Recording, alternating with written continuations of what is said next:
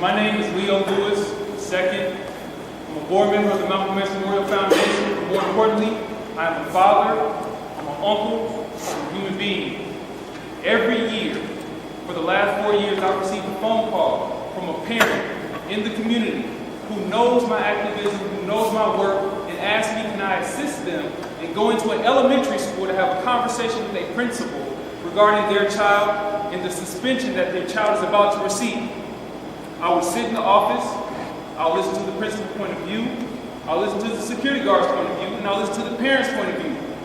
I've even been able to attend an intervention where the parent had to go down to the TAC building and have a conversation with the principal, the arbitrator, and the parent. And in these conversations, I listened and I paid close attention to how unequipped the parent was to deal with the bureaucracy that existed in the Omaha public school system. When the parent got done, the parent felt like they should probably put their child in special education based on the way the conversation went. When I explained to the parent that their child's behavior is no different than any other child's behavior, the parent assumed that the child had a behavioral problem, regardless of what I had to say about that. Now this year I thought it'd be a little bit different until it was a family member of mine. And I went into the school and I listened to the language that the principal was using. The principal used words like assault, sexual assault, battery for a 6-year-old. I asked her, will that go on the referral and will it be put on his school record? She said, of course it will. I said, so what is the intervention? What is it going to be that you're going to do to correct the behavior? She said, you know what, we're going to assign an MTSS worker that'll work with the family. I said, okay, so you're not going to suspend him? She said, oh yeah, we're going to suspend him though. He'll be suspended for 3 days this time because we already suspended him twice in August. This conversation happened in September. I said, I've been dealing with this for the last 4 years. I come to a school every single year. I wonder if this is a bigger problem. So I held a forum. In the process of holding that forum, I had to go out and hand out flyers to different people, to families, to child care providers, etc., and just give them the flyer and let them know, hey, we're having a conversation about elementary school suspensions. Would you like to come? And when I started having that conversation, all the feedback I got was from parents and child care providers who told me they have had someone in their family or they themselves are experiencing this issue. See, the thing that a lot of people don't know about is when these children are not in school, they're somewhere else. And most of the time, they're with a child care provider or a family member who has the time to just keep them for the day.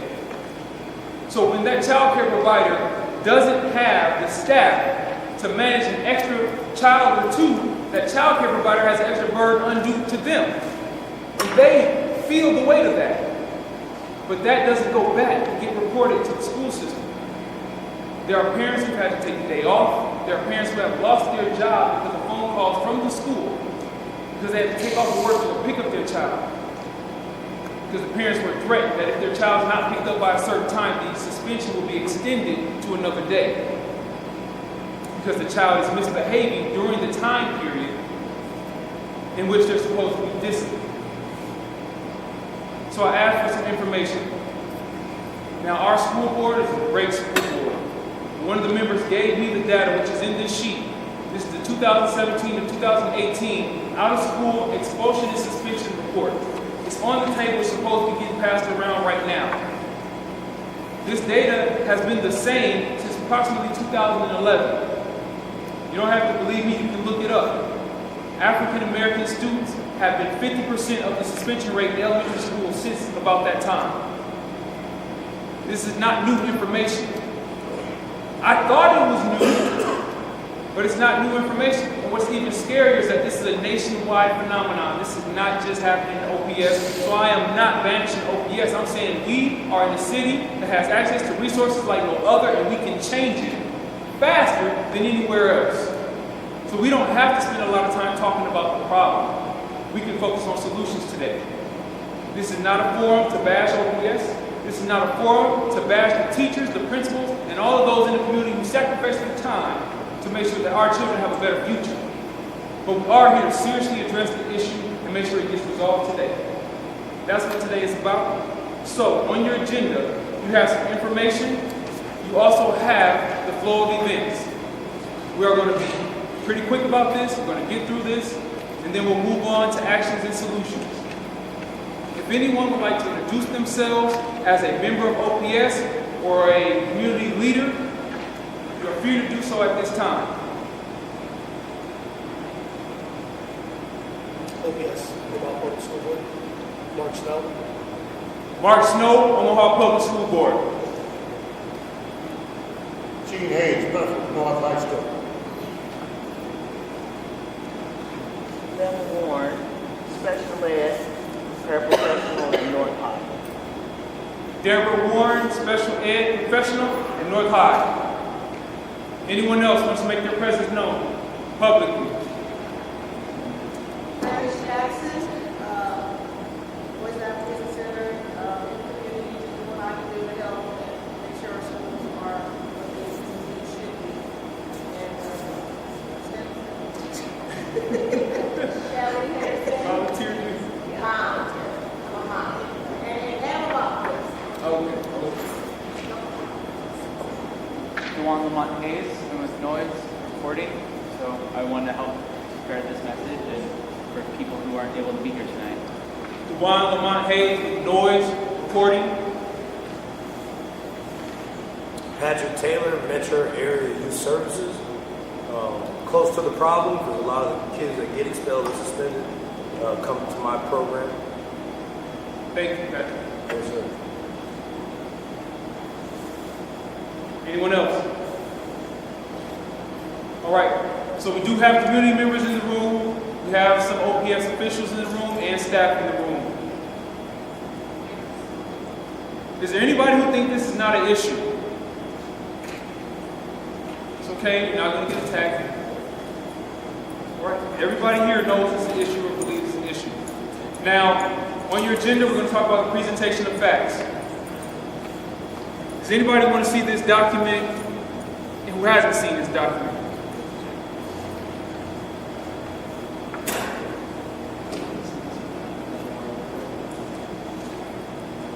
So according to this report, we're going to go to page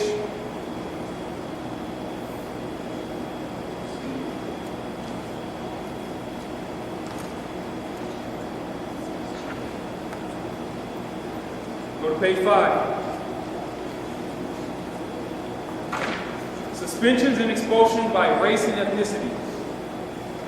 The following table details suspension and expulsion rates by race and ethnicity at the elementary, middle, and high school levels, as well as the district as a whole. We skip down. The data indicates that African American students account for a disproportionate percentage of suspended and expelled students relative to their demographic representation in the district. I'm going to go to the table. Now this table is online. I've shared it on the Facebook group if anybody has seen it on Facebook. And if you need copies of it, just make sure you sign in the back and check that you want to get involved. I'll make sure that you get a copy of this data. Students suspended or expelled, pre-K to 6th grade. African Americans make up 24% of the demographic population, yet account for 56.3% of the suspensions. You saw the video on Facebook. This is the data that I got that information. This is the page I got that information from. Asian Americans represent 1.3%, white non-Hispanic 18.1%, Hispanic Latino 16.2%. American Indian, 1.1%, Pacific Islander, 0.1%, multiracial, 7.0%. Every other demographic is under 20% of the suspension rate. I'll go to the end of this form, because that's another very compelling piece of data.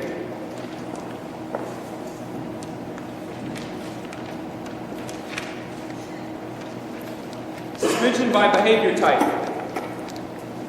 This is the list of behavior types.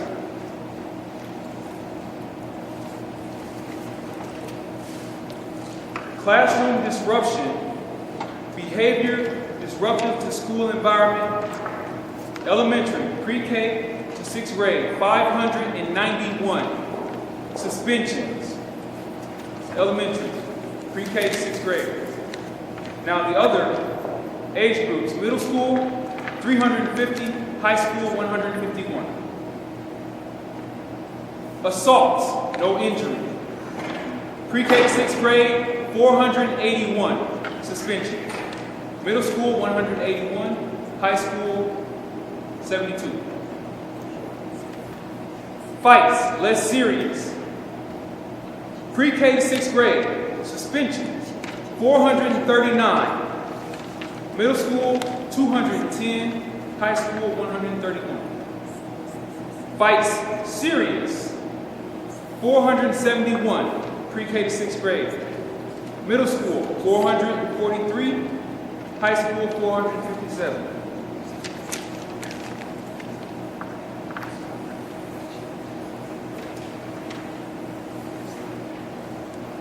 There's more information on this sheet. If you get it, you get a chance to look at it, please check that out. Now, I'm not big into hearing my own self-talk, but if anybody else has any comments to say about this issue, the floor is open for discussion. Now, I know there were some teachers that I talked to who said, it's a classroom disruption issue. I have to deal with students who are disrupting my classroom. How do I deal with those students? We can have that conversation. We can also have a conversation of parents who have to deal with students when they're at home and they're not in school like they're supposed to be. So the floor is open. Patrick, I see you had your hand up. I sit on the DMC committee. What's the DMC? Disproportionate minority conduct. And to me, it's just DMC all over again. You know, this is the reason why you have supposedly alternatives to detention, because young black males are also being locked up at higher rates, and they're being expelled at higher rates, suspended at higher rates, given IEPs disproportionately. Their behaviors are criminalized, disproportionately. So to me, it just seems to mirror the DMC issue. And Nebraska has an issue with the DMC because, as my partner just mentioned, nationally there should be monies given to counties or cities that align with the DMC issue, and Nebraska has chosen not to align with the issue, meaning the state is saying that we don't have a DMC issue, even though the data suggests otherwise. So it's going to be a difficult battle in that sense. But I mean, what it speaks to is what everyone wants to say. The elephant in the room is this is racism at work. This is systematic racism at work. They're scared of that word racism because it's a very even when I say they, it's like who are talking about they? Those that those that are unknowingly adding to the system. Those that maybe don't have a grasp on the social impact that racism has done to particular communities. In my mind, it's definitely a systematic racism issue, a DMC issue. The system works well enough that even when you put good people into the system that do good work, the system continues to operate.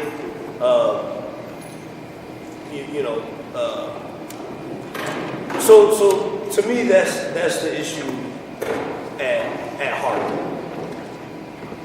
Thank you. Yeah. Go ahead. She has a question. Yes. Do we know if what the male-female rates are? We have it by race. Is it broken down into primarily boys and The data is broken down not only by race, but by subgroup, by male and female, if you look at the form. okay. My question is it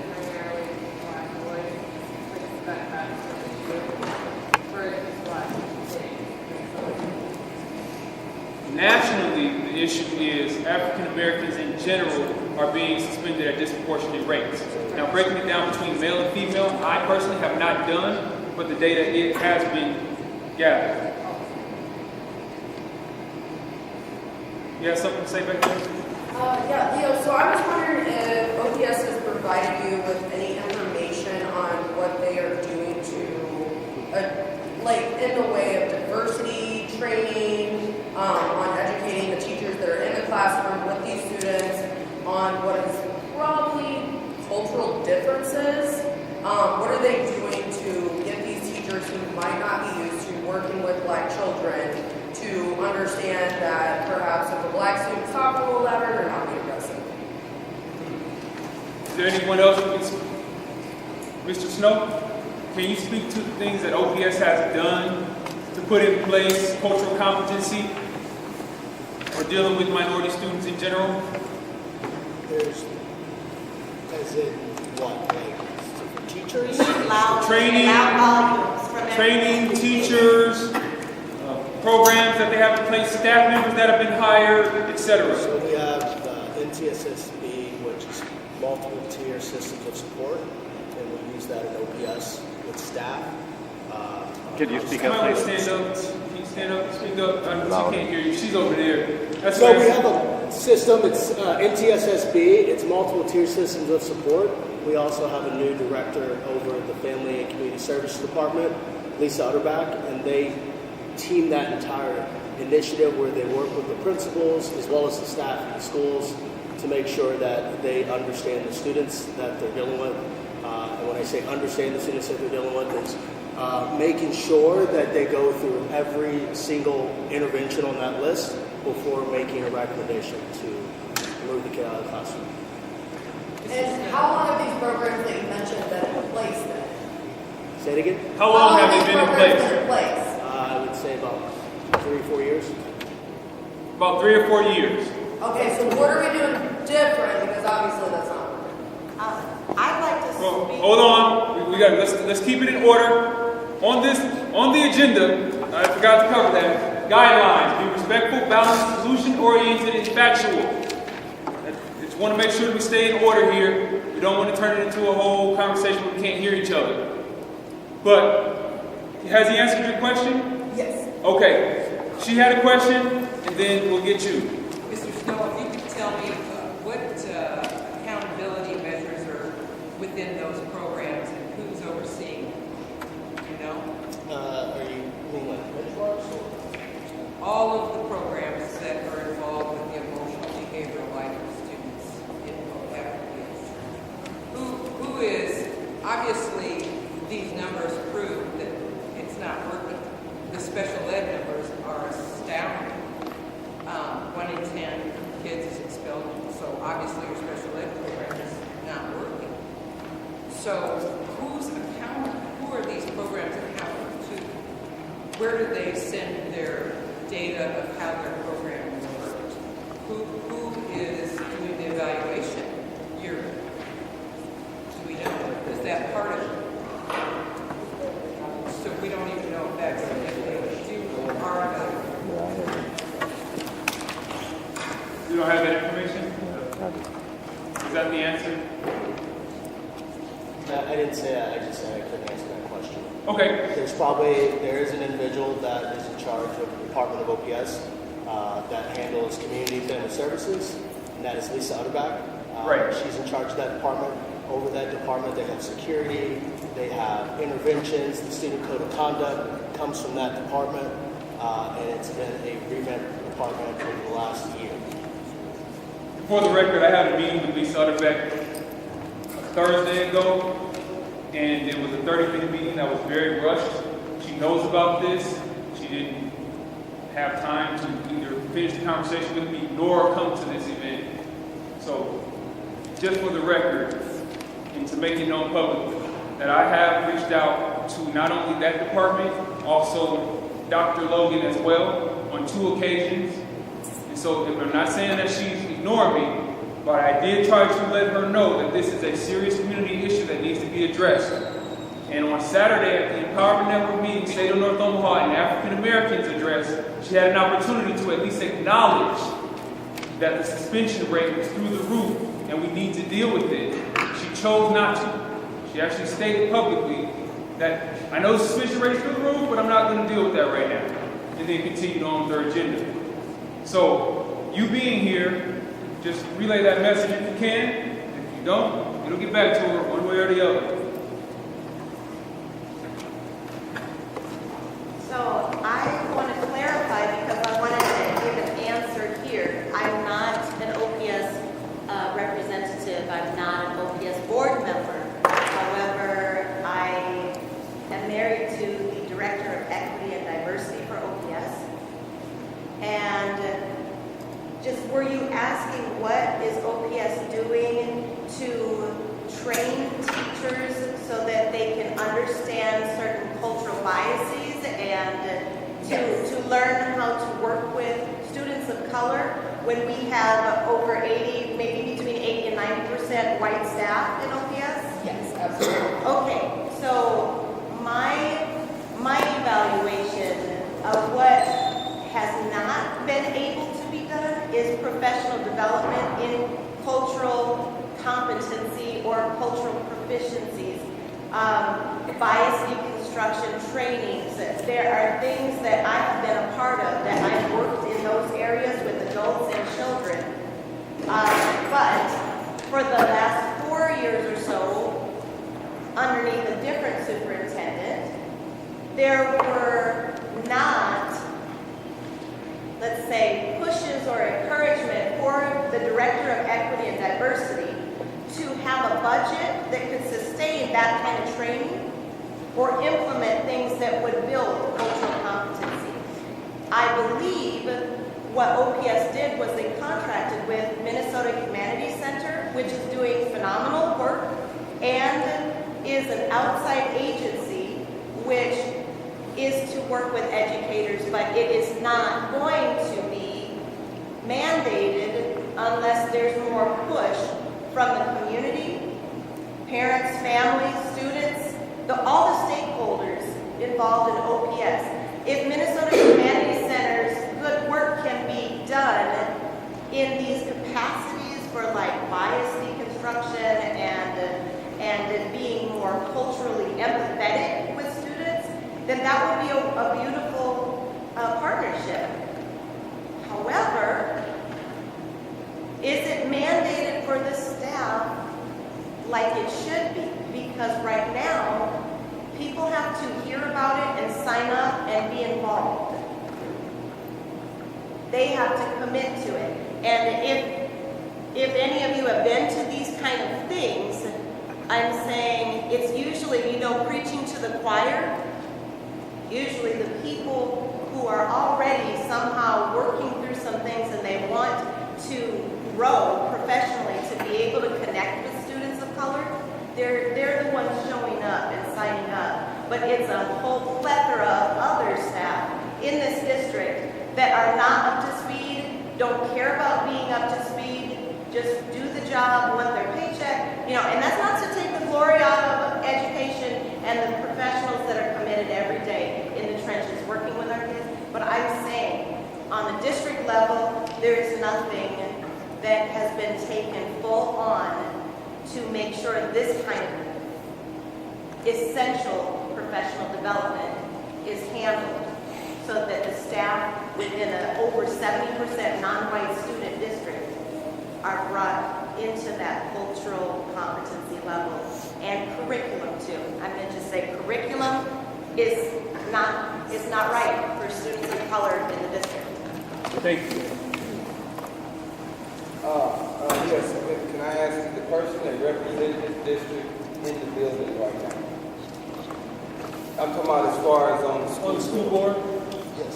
Okay, then this is the person that the people are talking about, and he should be doing his job, right? He's doing the best he can from what I see. Mm-hmm. I think that the biggest part of this conversation that's been missing is us. So, I'm sorry? Can I interject one thing? Mark, I think his question was, do you represent District 2? Yes. No, I can be very clear on what I'm saying. Is the person that represents what we're talking about here, if he represents, then this is the this is the person. Oh, you're talking about the person that is over The person suspension. that represents the district that got the votes. Who got the votes in this district? He got it. Then that's you. Yeah, and as I was saying, the biggest part that's been missing is us. But the other thing that I'm in here right now, and where the men, because I know every woman in here probably have a man. So he said, where the men? Well, that's a whole other conversation. We got men in the room though. We got men in the room. I'm saying men for the children. We do have men in the room for the children. We're gonna have that What about the discussion. fathers? Let's get to that at a different point. Boyfriends. Let's stick to the subject. We're gonna get to that part. We're gonna get there. Question, do you have any details on what is considered violent or crime that's happening with the elementary students? All of the elementary school students are under the same handbook as every other group of students, which is why this is an issue. When a child gets into a fight in pre-K, it's adjudicated the same way as it is in high school. That's by the handbook. Now, the handbook also states in the handbook, which I don't have a copy with me, in the first two forums we did have copies of the handbook. But the handbook says that kindergartners and pre-K shall not be suspended by OPS guidelines. But they are, which is a violation of its own handbook, which is part of the reason why this conversation is so important. So do you know these kids are bringing weapons or what makes it so violent at that age? Just, Mark, you So want to the code of conduct that we have today is the elementary code. So when we redesigned the student code of conduct, we had a separate code for middle and high school. We got rid of the middle and high school and moved everybody to the elementary code because high school students didn't have tiers of intervention. So now all the high schools as well as middle schools have interventions all the way through like we do in elementary. So the code that we have right now is the full elementary code. It's just applied to middle and high school. So Did you hear that? I didn't. So the code of conduct that we have right now, it's Probably got to stand up.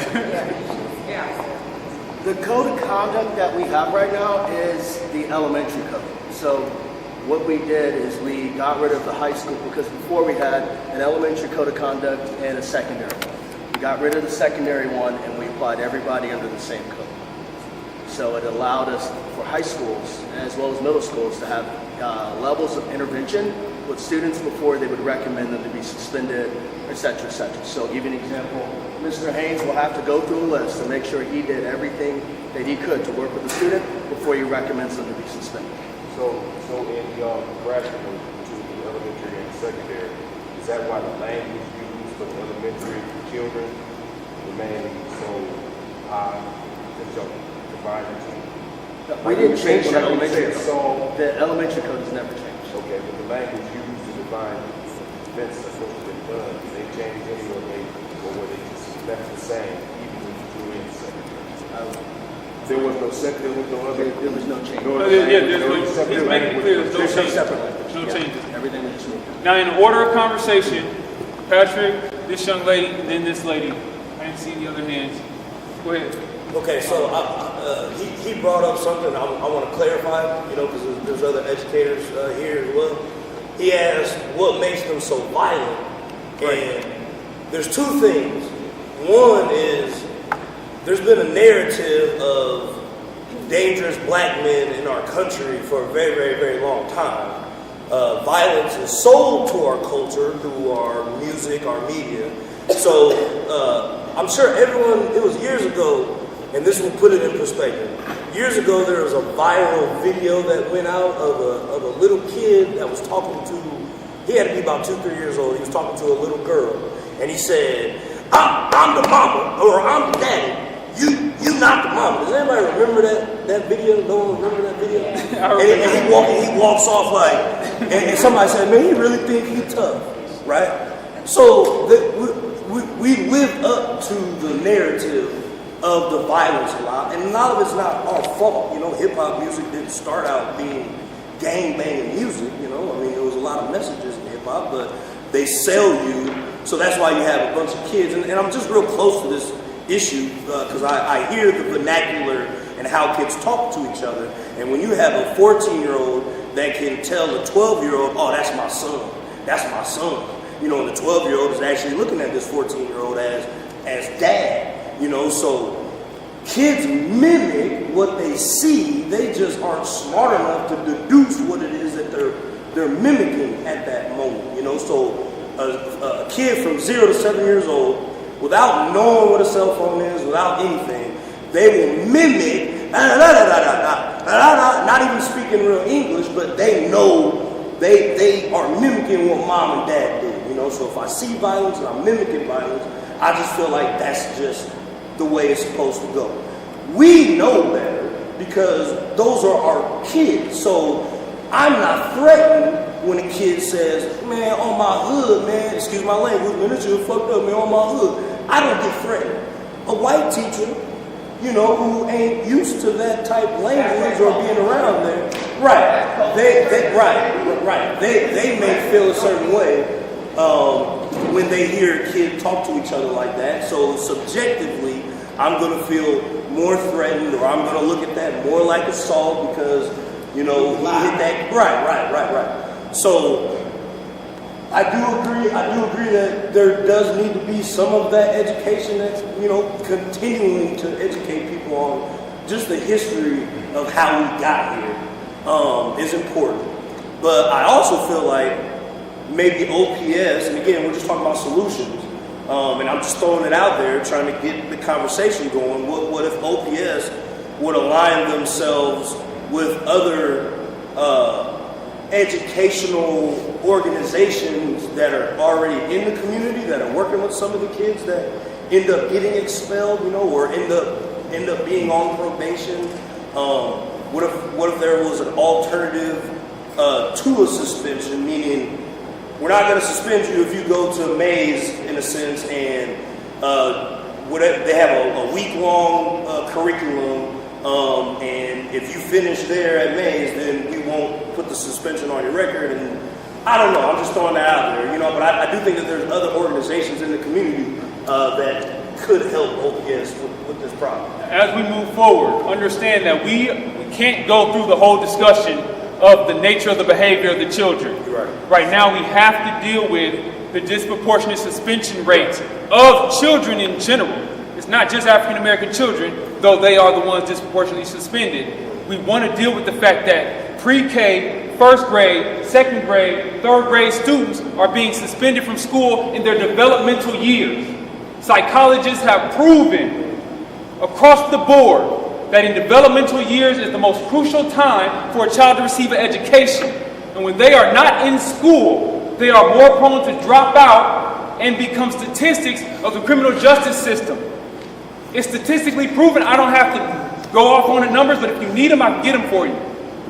So that's what we're here to deal with, is making sure first graders, second graders, kindergartners, third graders are still in school. If they have a behavioral issue, it can be corrected, they can be reinstituted back into the classroom and not suspended and miss time off, because it's not a vacation. Right. Now in the order, Rodney, it was this young lady and it was this young lady, and then we'll go around. I think what we're doing is we're complicating things, and things aren't as hard as they look. When I was coming up, I've never been suspended from school. However, I had to stay after school quite often. We don't do that anymore for the convenience, because technology dummies us down. We abbreviate everything. Our kids can't even spell correctly. They don't even teach writing in school any longer. Buses, we're short on buses, you know, so if we have to stay after school, then we don't provide transportation. It's a bigger problem financially, but it's an easy solution. If I had to stay after school, I hated staying after school because that was my time. You see what I'm saying? So when we don't allow our kids to stay after school and utilize their time, the kids say, hey, I don't mind staying in school suspension, but what we end up doing is we kick them out. They're not learning while they're being kicked out of school. So we have to keep them in the school by any means necessary. If that means utilizing their time, that's what we need to go back to. If it ain't broke, don't fix it. That was not a broke system. Having a kid stay after school because they messed up in school, yeah, the teachers had to stay after, but there's a lot of teachers who are willing to stay after school. That's a simple solution that we can go back to without kicking the kids out of school. person intended. We'll spend about 10 more minutes on discussion. We'll go into solutions, so please repeat that when we get to the solution part. Young lady, you've waited patiently. Thank you.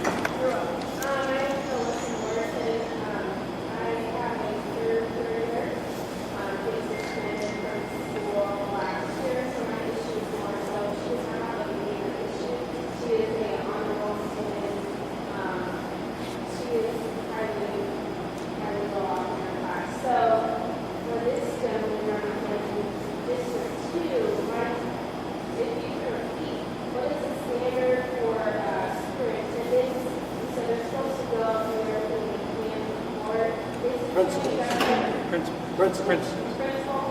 Yes. Okay, well, my son's self-elementary, when my daughter attends school, I talked to her about bullying. I talked to her about she was slow to get up in the morning, she wanted to go to school. I noticed that maybe it was a bullying issue, that she wasn't consistent enough, because over 4 months, it was the behavior was on and off. So then I finally talked to the guidance counselor, to check in. The guidance counselor there, she's awesome. She does what she can with really trying to do students. But she's paid pretty well attention to mine as long as I do know her. So I messaged her teacher, and I don't have class dojo to communicate with her. I messaged her teacher Monday and said, hey, I think there's social interaction concern. I think my daughter is being bullied, yada, yada, yada. The teacher responds to me the next Tuesday before I mentioned this little by little months, and it seemed like it maybe settled itself once I would bring it up again.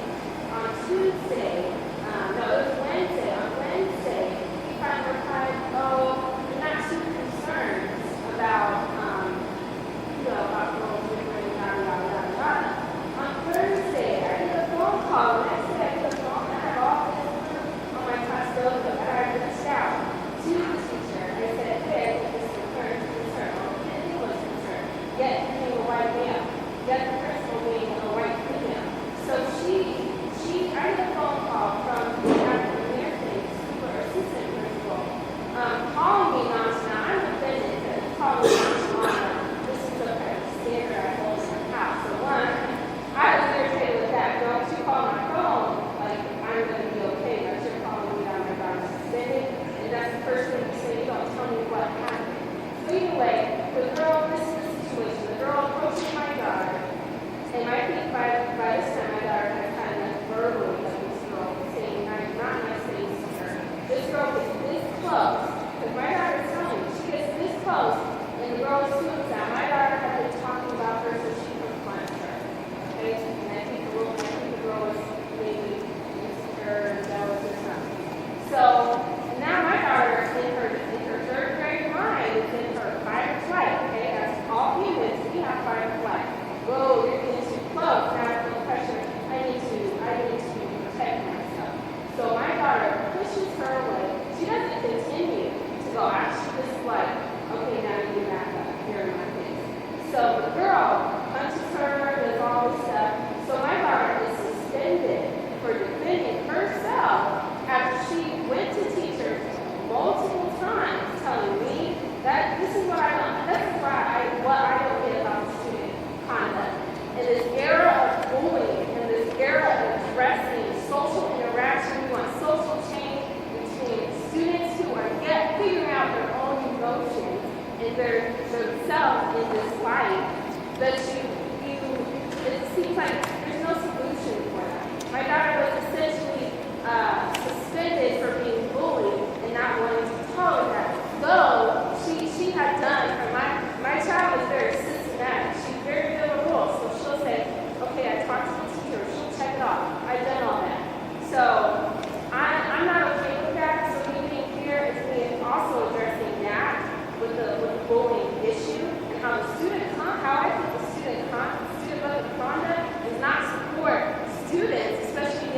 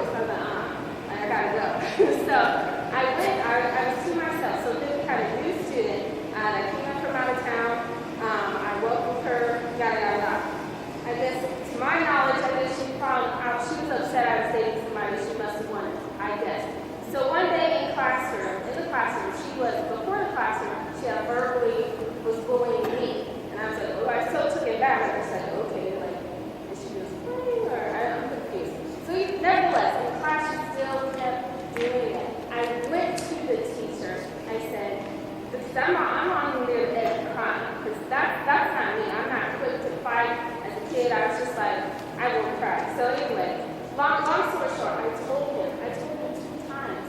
He didn't get up. Right now, teacher, he didn't get up. He didn't help defend me. So then when I was done, I hit him.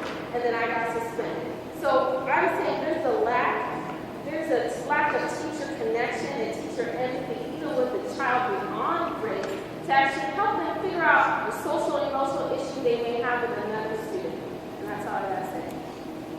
Thank you. So we need more social emotional training for teachers and for students. Excellent.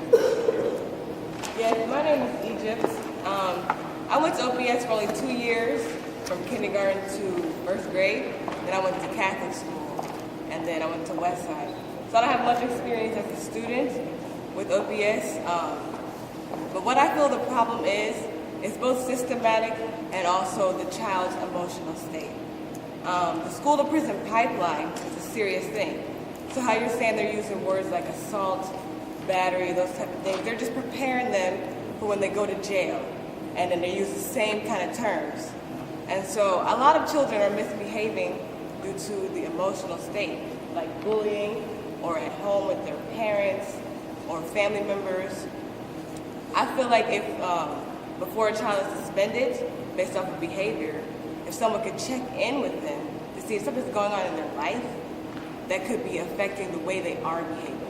Because a lot of times children, no one tunes into them to see what's their emotional state. Just like, oh, this child is misbehaving. Oh, we need to punish you. But really, this child is in need of help. You probably need someone to love them, to nurture them, to see what's going on. So I feel like if maybe parents, if they're in their life, could take a little bit more responsibility to check in with how their child is doing emotionally. They could be going through something they don't tell you. Someone could have hurt them. But you have to check in. You have to let them know and create the space. It's okay. If we can check in with children, they might not misbehave so much because they have a stronger emotional foundation. So they might not react to situations like bullying with violence all of a sudden. They might be able to check in with how they're feeling and maybe control those emotions. That might lessen the rate of suspension. Thank you. So parents need to be more aware of their child's emotional state and be able to help deal with that. Yes. Now, part of what Mark mentioned is the multi-tier systems of support which exists within the school system. This is a specialized worker that works with the family. That's what this person does. Now, the issue with that is that it's when a child gets on the radar that person is put in place. Then when a child gets put on the radar, also understand that child is still subject to a suspension. That does not negate a suspension. It's not about the person getting in place and then the child is now working with this care worker and then the child doesn't have that on their record. The child still ends up with the record. And that's the biggest problem that we have right now. Now, we only have a few more minutes. When you make your comment, please make sure it's a comment. We can't have long stories. We need to get to the root of what you're trying to say. So just make your point clear so that everybody can get it and not get convoluted in this story. And we'll go on. My question is for you. She had a question. What's the training of these people you were just? I'm not the person who trained them. Mr. Snow, do you understand who trains the MTSS workers, or what's the training of them? Training levels. The training level? Yeah. You can't answer that. Go ahead. Okay, so my question is, in regard to this high percentage of African American children that are being subjected to these horrible practices that result in their suspension, in all of these schools in the OPS district, my first question, which is brief, is representatives from those schools, principals or assistant principals, are they in this space right now? No. Okay. What was the question? So Are the principals in this space right now? Is there any principal of an elementary school or a school in general other than Principal Gene Haynes of North High? No. So they were not. Yeah. So okay. So They were invited. So They you were have an invited. issue that is statistically invited. They were invited. Yes. You have a situation that is statistically factual. Yes, they were. Numbers, pure science, something that is real exists, a problem, and the very heads of these areas were told not to come. That says something a little bit more than the issue we're having. Okay? I'll leave that right there. And then my personal question is, do you know, since this is like, I think this is definitely a problem with ethics and morality in our education system, not only in the United States and in the Midwest and in the state of Nebraska, but definitely here in the city of Omaha. My question is, do you know what the efforts were specifically to include these principals and the director of Equity University in this issue regarding the statistical and factual-based evidence that these students are being held and put into these, detention practices, including suspension, expulsion, or whatever else it is? Do you know efforts were made to contact these individuals to bring them here? Don't know either. Do you know if they've been contacted at all to be made aware of the situation, period? Of the suspensions? Yes. So every principal in OPS, and I hate putting Mr. Haynes on the spot, every principal can go to a sheet and they see the level of suspensions that they have. We actually have a tool in the district that a principal can see how many students are being suspended. And usually at the end of the day, the principal has the last final say if they're going to recommend a student to be suspended or not. And so seeing that this is seeing that you said that they have the last say. Correct. They in regard to this situation, I'm just saying it speaks massive volumes that the very people who are the last word on what happens, and they're the last word as to why we are in this situation now, are not here. That speaks massive volumes. Parents can complain, teachers cannot listen or feel like they're doing their job, or feel like they're not being supported enough. All of these things can continue happening. As long as these people are not present in the space to address these issues, the concerns of the parents, the concerns of the teachers, the concerns of the community as a whole, as long as these individuals are not here, I can guarantee that these problems are not going to get fixed. Because these are the people that need to be present at these meetings. These are the people that need to be present in these conversations to help change the dialogue. And if they're not here, we're talking to a wall. Nothing is going to get done. So I'm just saying. No, thank you. To make it clear, to make my point clear, I sent an email to the Office of Equity and Diversity. I got a confirmed email that office will forward my email to all of the principals of the elementary schools. So that did happen. And I have the email to prove it. I also have the appointment to prove that I spoke with Lisa Utterbeck, who is the community liaison, the person who's supposed to tell the elementary school principals and everyone else that this event is taking place. I also am on the calendar of Dr. Cheryl Logan for January, because her schedule's so full that you can't meet with her until January. I'm on her schedule to have a conversation with her to report back from this meeting what our findings are from the community, to tell her what we want. So this is going to keep moving forward regardless of whether they involve themselves or not. This train is going to keep rolling. And if we have to go above them to the Department of Education, I am more than willing to do so. I will make myself available to do that. Now, we're only going to take a few more, and we have to get to solutions. I don't want to keep people here rambling about the problem. We know the problem. Let's get to the solutions. Thank you. I'm wondering if the board can do something right now, since this is happening all the time in different schools. So maybe the board can have a subcommittee on this. That'd be an idea. Another idea is having more oversight. The community can provide oversight of what's going on with kids. And the most important thing with the kids is for them to recover and be educated and be in the classroom. So if there's another way that we can provide suspension and still kids in the classrooms, or keep being educated, have programs. When I went on vacation, when I was a kid, I would get a packet that I have to take with me and complete to keep my education up. I'm even thinking there should be a building dedicated for kids that are suspended or kind of that problem. On the agenda, Luis, the next thing we're going to do is talk about solutions. So please remember to say that when we start jotting down all the solutions that we come up with. Now, for those of you who are here and want to continue the dialogue, make sure you signed in and check the box that you want to get involved. I will contact you and we will have a committee meeting afterwards. And we will start planning how to move forward strategically to make sure that this changes. That means meetings with OPS, meetings with officials, meetings with the Department of Education. So make sure you check, get involved on the sign-in sheet if you want to go further with the action steps. Now, if you're here today, we do want you to come up with solutions so that we can go through those solutions and find the best practices, not only locally, but nationally, and make sure that we duplicate those efforts and see a real drop in those numbers. You had something to say, and then I see some hands over here.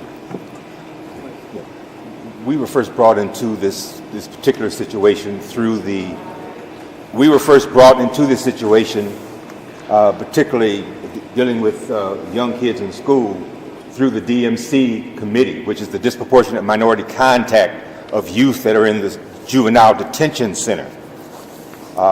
Because of the past foolish laws that they had of a suspension, not suspension, but if you missed 25 days, it became a law. They had to hurry up and stop that because so many people were going to jail because of that situation.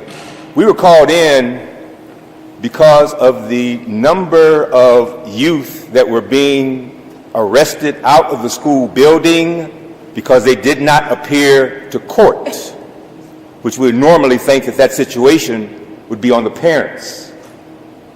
The legal system has already bypassed the parents. And that's where our heads need to be at. The Department of Justice has bypassed parents, and they deal with youth.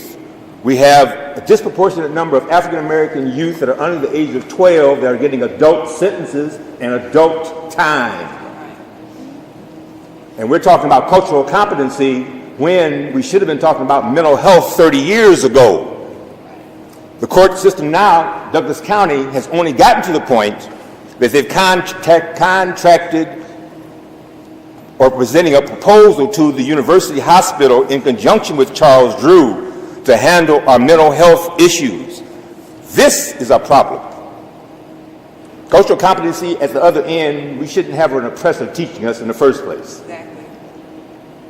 Our kids no longer have respect for us because we don't do anything to provide that. And we allow these kinds of shenanigans to go on in their environment. And that's something we really need to be cognizant of. It's a mental health issue on our part because of the situation we've been in traditionally. Thank you, sir. I just want to, because I want to clarify, because somebody out there said that, Leo had sent the information out, and he stated at the beginning of this meeting. And so I know I'm being recorded, and I know most everybody know who I am, and I'm standing on what I'm about to say. So he made the point in the statement at the beginning of this. We are not against OPS. We are here because we are first and foremost, I know I am a parent, and we are concerned about the state of our children and these suspensions and expulsion rates. It is to the point where the federal government had to fine Omaha Public Schools $1.2 million or something of that effect because of the suspension and expulsion rates of African American students. And so parents and community citizens have gathered together to collaboratively come together to think about how we can help change this narrative. And I don't know who told whom, but for staff members of these schools to be told not to attend a meeting about our students that are in these schools, you wouldn't have a job. You wouldn't have a school if there were no children in them. And we are sending our children to you and entrusting them to you. And so to say to us, whomever it may be, because I'm going to need clarity on who said that and why. Sincerely. Because that is so wrong and disrespectful and speaks, as this young woman said before, it speaks massive volumes to me on a whole other level, and it cannot be tolerated. The fact we should have been outraged right at that statement. That should have been it. Because I don't understand that. And so I'm going to need some answers. So Mark, you're not, I'm not here to target you. Know that I have much respect for Mark Snow. You know, he's one person on the board, and that doesn't mean that he doesn't have responsibility and accountability to his community. But at least I can say he's here, and he knows that this is a touchy subject and a hot subject, but he's willing enough to stand here and listen and to try to give answers and to try to bring some feedback. I can respect that. But what I can't respect is the fact that someone, obviously someone that's higher up, I don't know who, made that statement that we should not, these teachers, these principals should not be here in this building, because how are we going to fix it? And what are we saying? Are there only certain groups and communities and organizations that are worth attending to listen to parents? No. No. Not acceptable. I need answers. Whoever said it, I need somebody to call me, say something. Can you find out, Mr. Snow? Let me know if you can. Because I'm willing to talk to whoever that is, because I'm going to understand that. So for clarity, it was said that the principals, They were invited and then they were told not to come. Oh, yeah, that's a part. They were invited, so they got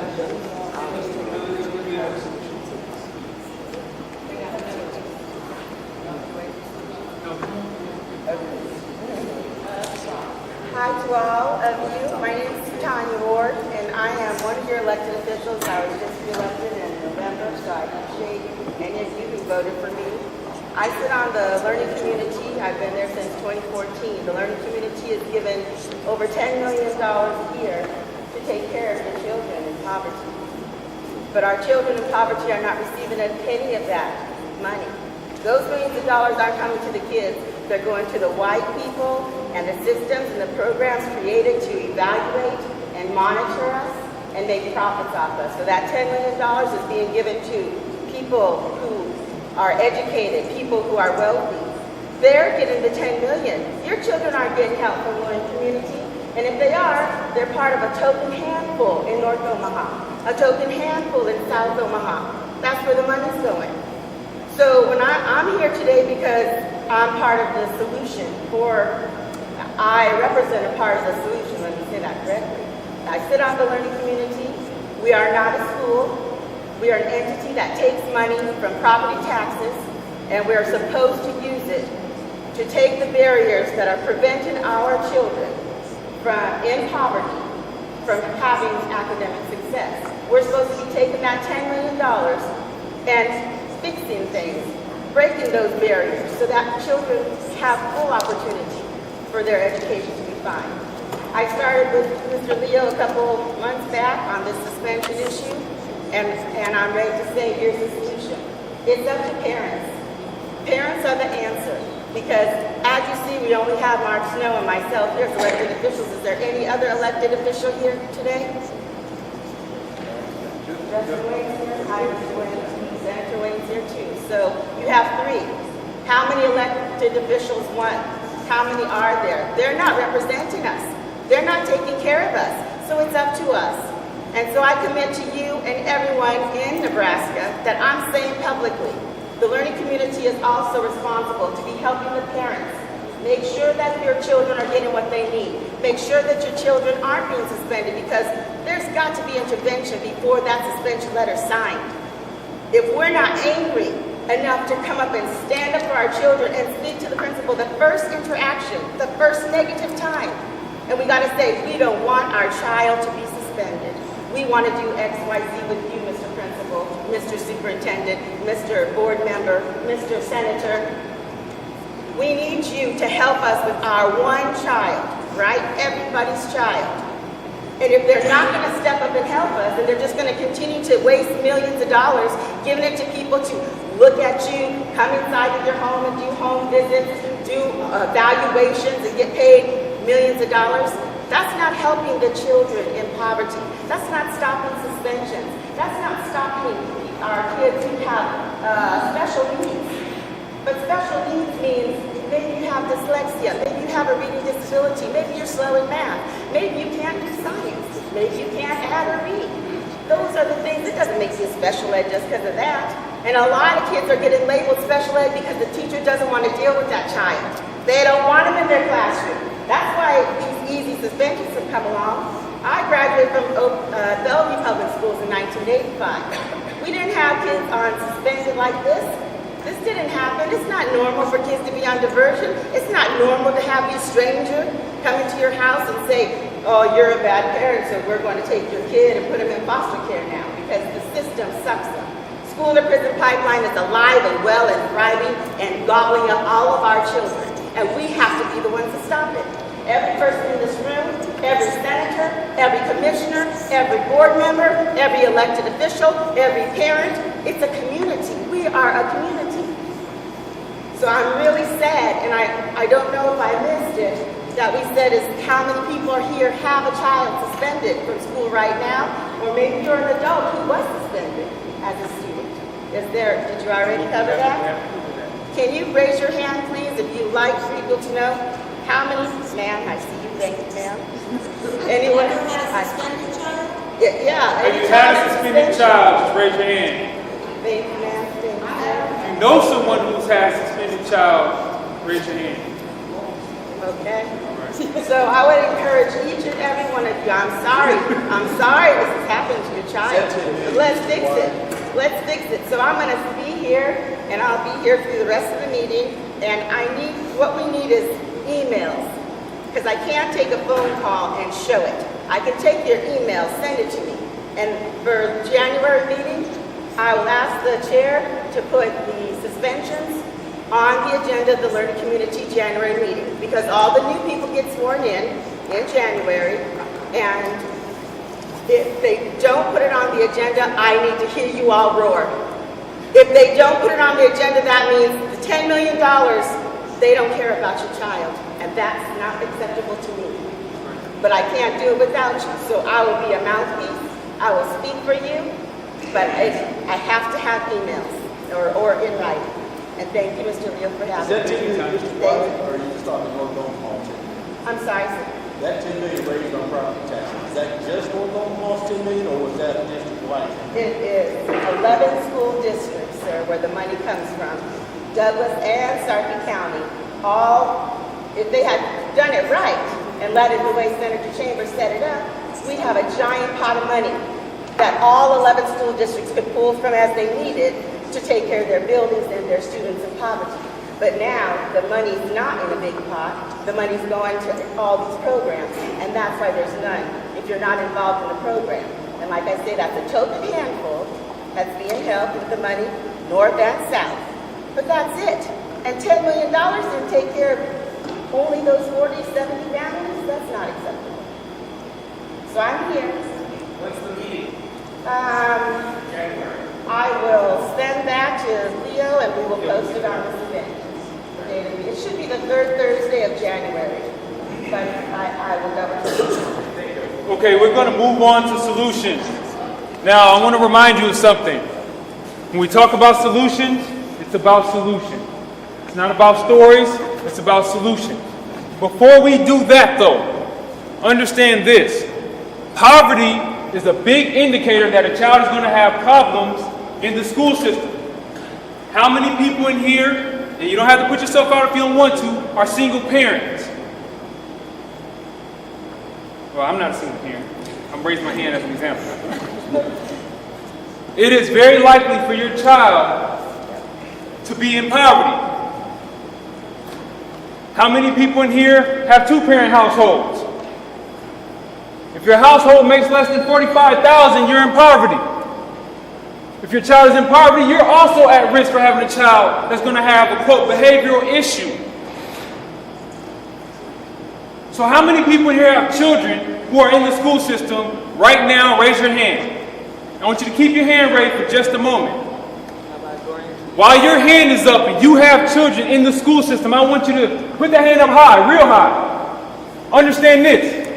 You are first responsible for that child's well-being. You are the person that puts that child to bed. You're the person that wakes that child up. You're the person that checks that child's grades.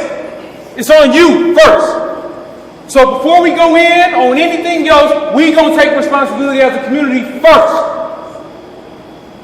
So we're going to talk about solutions, but what I want you to do, keep your hand raised one more time for your kid. I want you to think real hard. about how you discipline your child, how you talk to your child, how you interact with your child. And I want you to come up with a solution that you can do in your home to change your child's behavior and your child's academic success right now. You can put your hand down, and the solutions I want right now are what can the community do to stop these suspensions.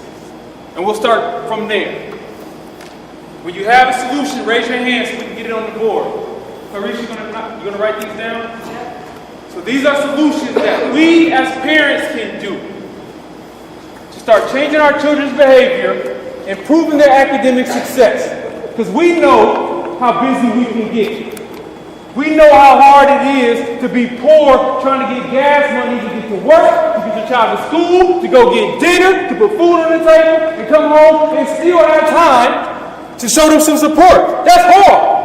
I know, I'm a parent. Graduated 2, got 1 more going. It's real difficult. And I know when I'm stressed out, I can yell. I can not pay attention to their emotional needs. I can send them in the kitchen, go make your dinner, I'm tired. I can do all of that. And if I do that, that child doesn't feel loved all the time. And if that child doesn't feel loved, they're going to go to school looking for love. And when they walk into a system that ain't designed to give them love, what you think they're going to get? Then when they end up doing something that gets them kicked out of school, I'm not going to show them no compassion because they're making more stress on me. This is what happens in a lot of homes in poor communities, and it's not your fault. The country's in a national debt. Technology displacing work. People don't have low-skilled jobs like they used to. So it's not your fault. You're a victim of poverty, and your child's a victim of your victimization. Oppressed people oppress other people. This is what we have to understand. Teachers are oppressed. The school system itself is oppressed. This is one big cycle of violence. So when we see it play out in the streets, what we tend to do is say, what's wrong with them? To make ourselves feel better. But we don't pay attention to our violence. Take a moment to be real with yourself. What can I do as a parent? As an auntie, an uncle, a grandma, a grandpa? Start changing this narrative for my grandson, my son, my cousin, my niece. Let's get that on the board first. Because this ain't just about attacking OPS. This is about us attacking our own inner demons, dealing with our poverty in a positive way, and really making a future for our children. You had a solution? In my household, I always tell my kids, I'm not your friend, I'm your parent. So I think, first off, just disclosing that to your kids that you're not their friend, you're their parent. As far as OPS, stop suspending. We're going to do a separate one, OPS. Keep going. We'll come back to you. You can say that at a separate time. Okay? Parents, things we can do. I would say get involved, like hands-on, and also holding everybody responsible, starting with yourself, but making sure that everybody, your child especially, is being held responsible for the action. And then, How do we hold ourselves accountable for our actions? Though? See, as parents, we easy to say you did wrong. How do we hold ourselves? The kid don't get no mercy when it comes to us. So how do we hold ourselves accountable? That's a good solution, but I want to make sure we're accountable as well as parents. So do you have a way that we can hold ourselves accountable? Yes, by recognizing first off what's going on, acknowledging it, and then seeing what we can do as far as how we can, what actions we can take to correct whatever it is that's going on. But just making sure that we acknowledge it first, because if we aren't or just turning a blind eye, then there's nothing that we can ever do about it. Is there someone outside of us as parents that can be our check and balance? That you can think of? Who can you give me a suggestion so that we can make sure that there's a level of accountability on the parents? Family, friends. Family, friends. Okay. Yeah, she's taking notes. She's hearing you. She can talk to me. First, I would say acknowledging and then holding everybody accountable and holding every person responsible. She's saying acknowledge the issues and make sure all family members are holding themselves accountable.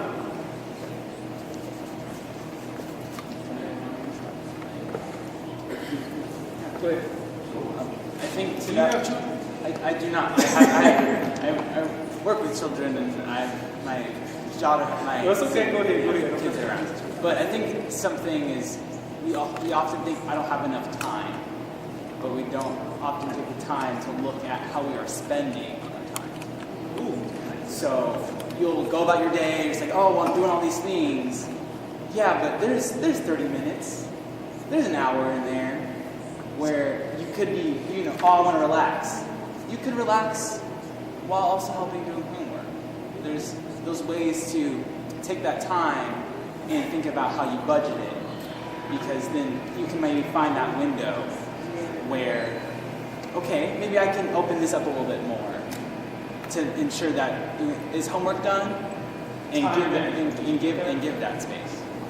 So, and I think the Goodwill used to offer time management classes. He said time management. Parents sometimes don't know when they have time, and they don't realize that they actually do have time. So be monitoring how you spend your time as a parent, so you don't feel so pressed for time, right? So you don't feel so pressed for time. So people who haven't spoken first, and then I'm going to go to people who have. Just speaking from experience, one thing that I have come to realize was, I had seven children working over years with one child in high school. One of the things that I found crucial in having a voice to the teachers and to the administrators in OPS is the able at all pay for your kids' lunch. Pay for your kids' lunch. A lot of the programs that they qualify or disqualify for basically on lunch. I found I had more rewards. The final thing as a parent, as a dad, when I found the money to pay for your lunch. You're not going to teach my children and feed them to you. You think you're the thing. I'm going to pay for it. Did you hear? He said pay for the lunch. He said he found out he had more power as a parent when he realized that there were programs that go on whether his child's paying for their lunch or not. So pay for your child's lunch. Is that right? I think the most important thing is time. Is you have time to be on Facebook, you have time for your kids. And that's something that I have to take accountability on, you know that. She said limit time on Facebook. That's my point. I like to thank anybody that's here because of Facebook, by the way. But time is important, even if you just take a moment and go up to the school. I had a child who had started at Monroe 2 weeks in. They were calling me, telling me he was getting suspended. I went up to the school. I just so happened to have free time that day. I went up to the school. I sat with them. And most parents would be okay, what do you get suspended for? Oh, he getting on my nerves. Come on, boy, let's get out of here. They don't have time to talk to the teachers. I went in there and I spoke with the principal. My son got suspended for defending himself because another student ran up and decided to punch him in the face because he was getting attention from a young lady that the boy had liked. So, I'm sorry, I am. So what I'm saying is the solution is time. Ever since then, my son, they don't try to suspend him. They give him, what was after school suspension, and then he hates it. And I love it because he hates it so much that he starts to do better. Yeah, he changes behavior and he tells me. Did you get that? Also, take the kids' time. You got to take their time. I want to make sure I capture those who haven't spoken and then get back to those who have. Sorry, down here. Okay, go ahead. I'm sorry. Yes. No, what I wanted to say also, another solution for the child is to have them in church. If you got them in church and you got them in Sunday school and you got them into Bible study and a different organization and they busy doing different things there, that teaches them to have respect for themselves. And if they got respect for themselves and you got respect for them, they're going to have respect for other people that's around them. You know, they know how to more to handle what's going on in their life if they got Christ there. So can I say in a spiritual, religious setting, because not everybody's Christian. And I got to be fair to the fact that not everybody's Christian. So can I say, does that help for people who are Muslim faith? Yes, it does, because they got their own faith. Right. So they have, get them regardless in of what denomination you are. Faith-based activity. Is that a good way to say it? Yes, because of what denomination you are, you still have faith, regardless of which way it goes. Thank you. Thank you. It's much appreciated. There was another hand over here. I want to say something. I would like to say, break that cycle with your kids. You know, a lot of people raise their kids on how they were raised. Not necessarily, you know, it being the right way or the wrong way, you know, but like teen pregnancy, teen moms, you know, my mother was a teen mother. Her first daughter, my oldest sister, was a teen mom. I didn't have my first until I was 21 years old, you know, and I kind of instilled that in my daughter now, you know what I'm saying? She did come on her monthly. At 10 years old, her dad wanted to put her on birth control. You know, that was his way of just kind of, no, because if you do that, she'll think it's okay to, you know, do that. So, like, you know, teach your children, you know, how you want them to go, you know, like not necessarily what you're accustomed to, but they do lead by example. And my mother didn't raise me, you know, my father did. So I've been with my kids since the day that I had them, you know, so breaking cycles, that, you know, helps my child talk to me more and, you know, stuff like that. Identify and break cycles. Now, also, would that mean, and can we add to that, take classes? Because most people don't want to take classes. I know how to be a parent. I don't need to take no classes. Sometimes you need to take a class. You need to be educated on some things.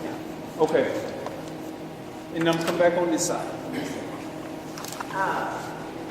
my experience with my son's multiple suspensions in kindergarten, I stayed on the school. I talked to the principal all the time. I talked to his teacher. I emailed them to make sure that there was a trail. If they didn't help me, I marched myself down to the TAP building and I said, I don't know who I need to talk to, but this is my problem and I want a solution. Who do I talk to?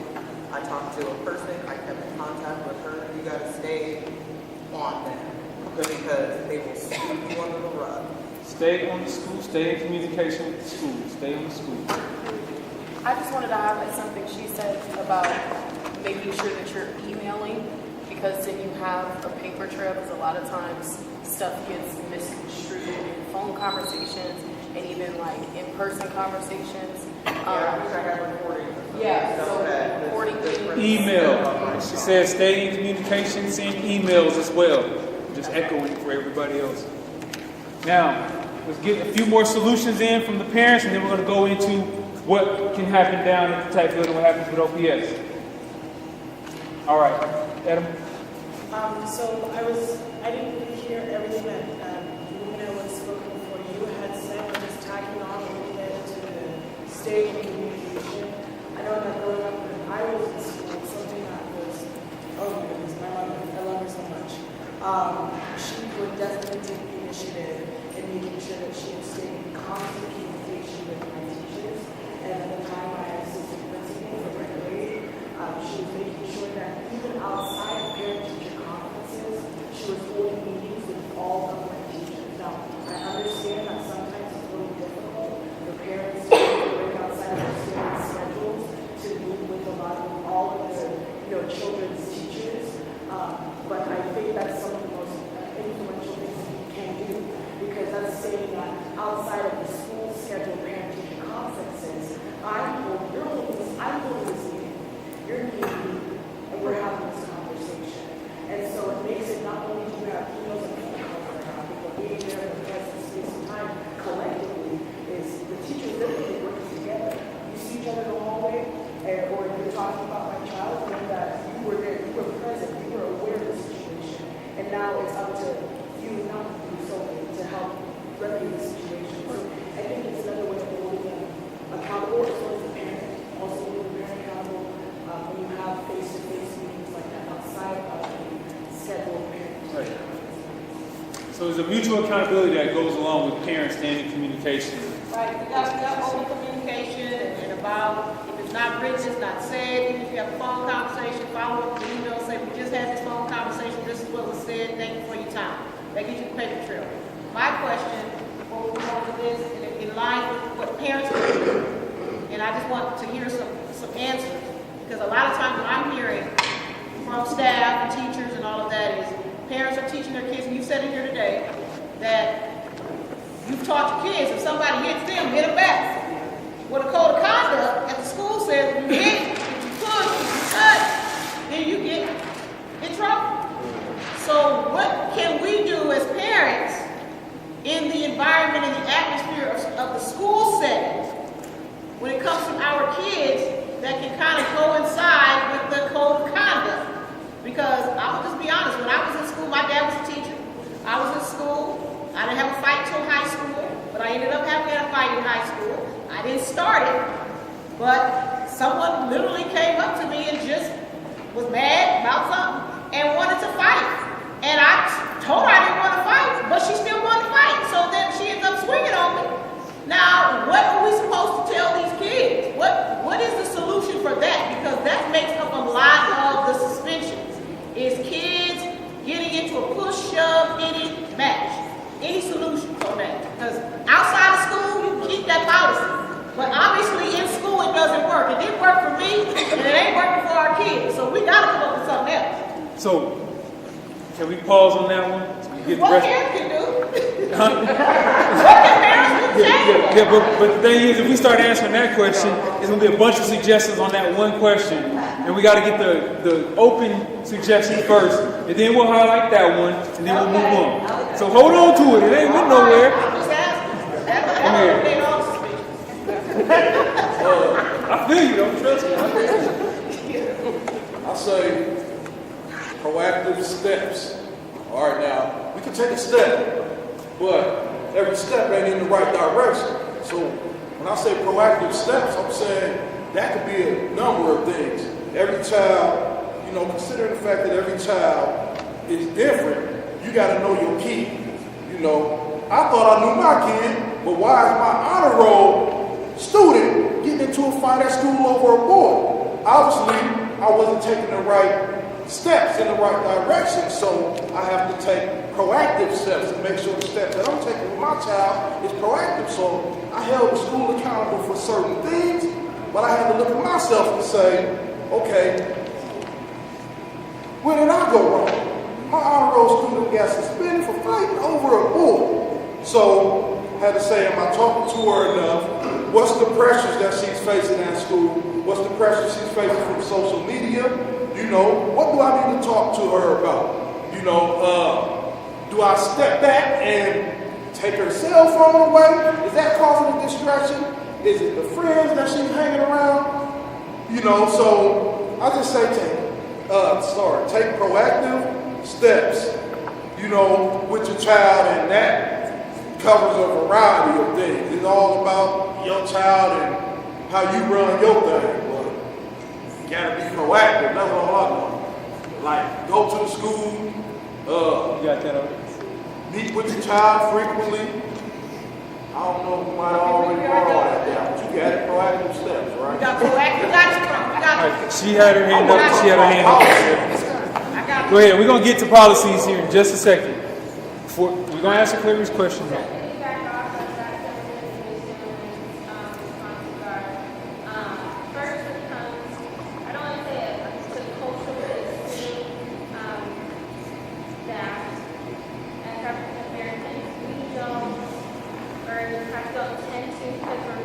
Going based off survival, here to go, to understand the child. So meaning I use Dr. Gary Chapman's 5 love languages, and they have that for kids. So to really understand how your child receives love from you. 5 love languages for kids. I have 3 children. One's love language is giving gifts, and it doesn't have to be expensive. And that one child's love language quality time, and I have another child's love language who easily receives feeling love just by verbal affirmation. So I just wanted to say that resource out loud. So besides when you get to the time, because first, okay,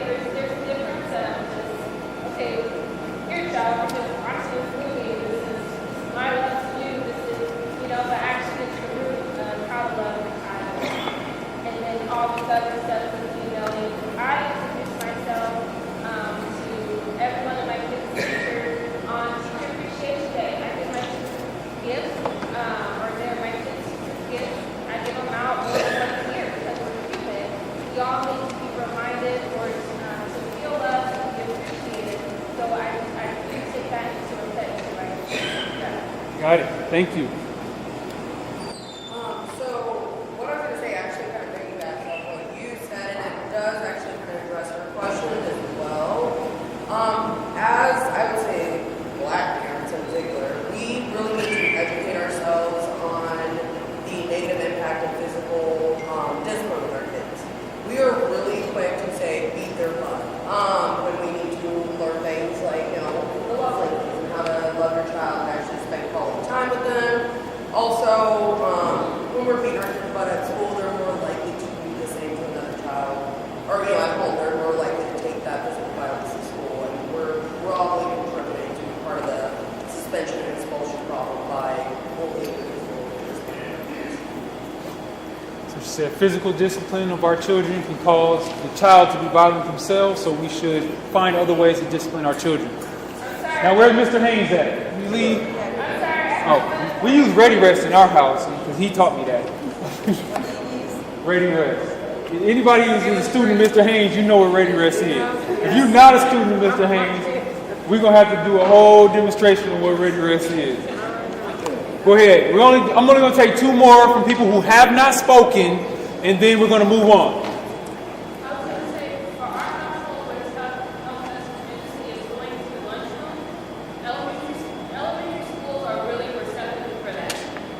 Visiting your child for lunch. Then in high school, they don't really allow parents to sit at the table with their kids. Just sit and just listen. Don't be a parent for that moment, but just listen.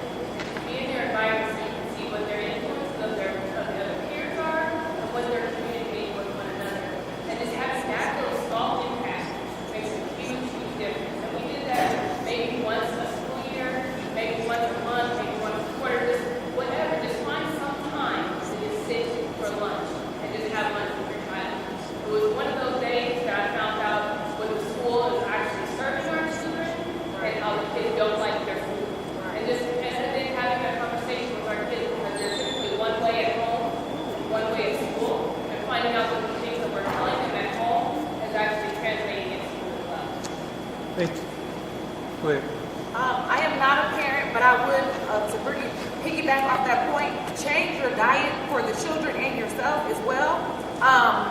What are they consuming is very important. Social media, what are they actually feeding them at lunchtime, breakfast time? Is it more processed? Is it really keeping them backed up? Is that like a problem like with digestive system? Like they're uncomfortable? Are they hungry? Like what are they feeding our children? And also, to be mindful of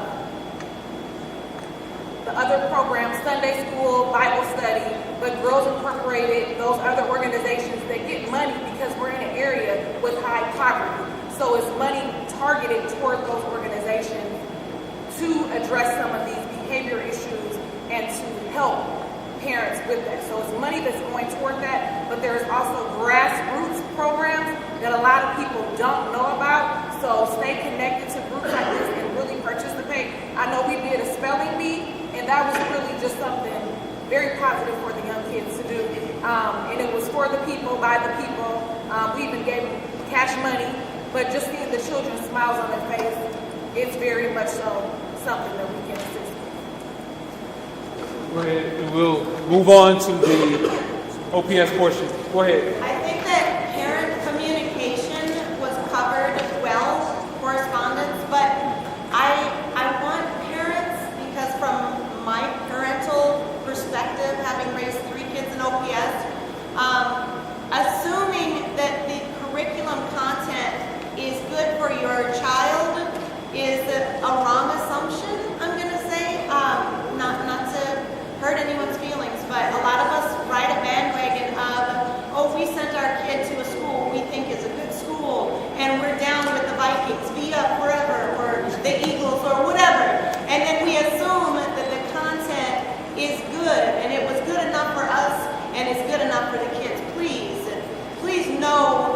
is being taught to your child, and ask for those lesson plans or for the teacher to explain certain units so that you know whether your child's identity or heroes and sheroes that look like brown-skinned people who have been amazing contributors in our American history should be reflected in every content, every subject in your child's school. Make sure you ask, what are they learning that looks like them so they can see themselves empowered and be more engaged with the lessons. Thank you.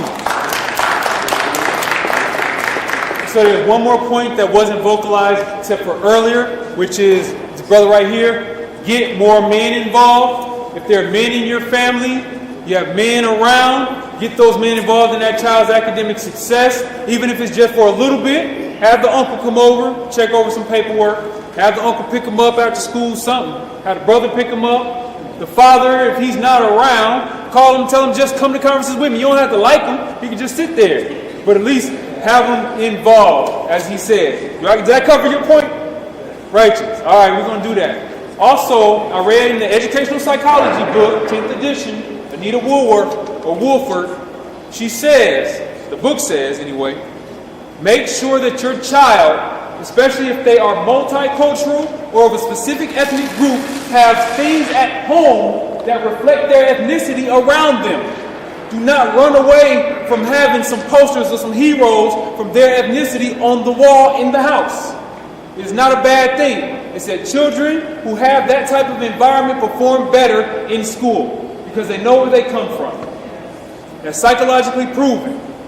So if you're missing that in your home, it's time to start putting them posters back up. It's not just during Black Heritage Month you should do that. Okay, like my grandson used to come. I worked here. My grandson was here at the school.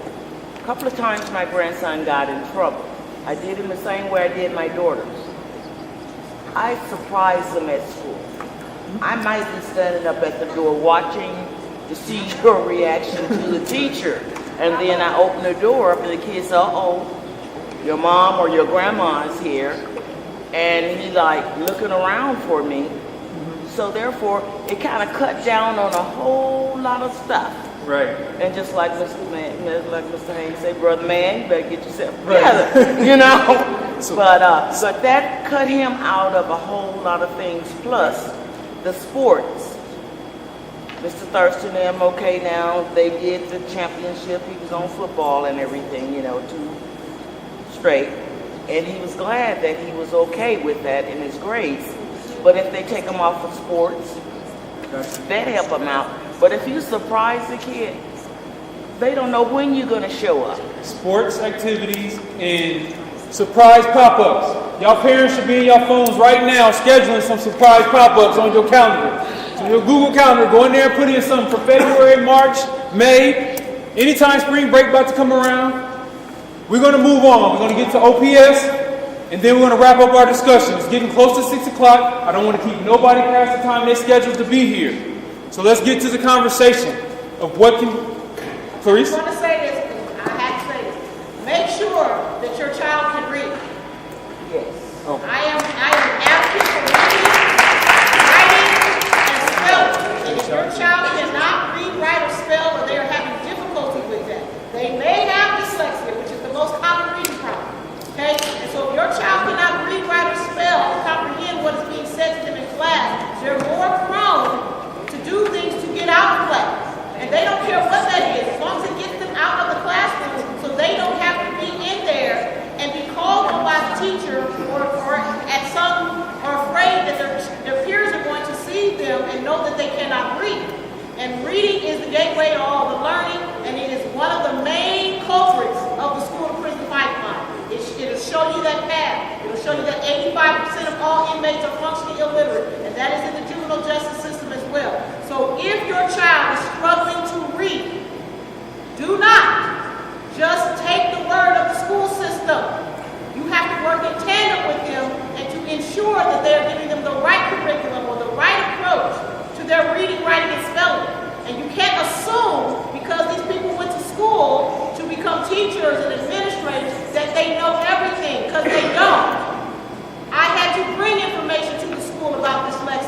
And we are just now getting legislation passed for that. So at the end of the day, the school system is there, but you are a team. You work together. And you have to hold them accountable, and they have to hold you accountable.